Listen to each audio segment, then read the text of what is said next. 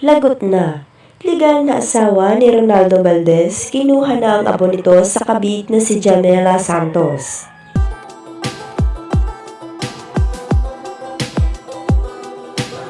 Marami pa rin ang di makapaniwala na yumao na ang batikang aktor na si Ronaldo Valdez sa edad na 77 nitong nakarang araw December 17, 2023 linggo ng hapon, kung saan mismo ang driver nito ang nakakita sa kanyang mga labi na wala ng buhay sa bahay nito sa Quezon City.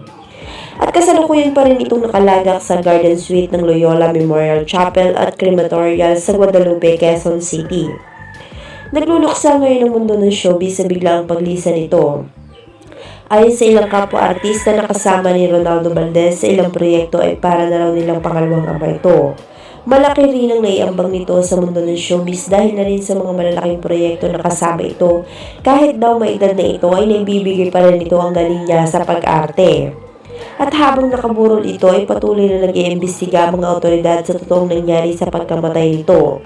Dahil may nakikita mga kapulisan na hindi raw tama sa pagkawala nito. May nakikita mga kapulisan na hindi lang ito basta nagpakamatay. Tinitingnan pa ang ibang anggulo na tila sinadya raw ito.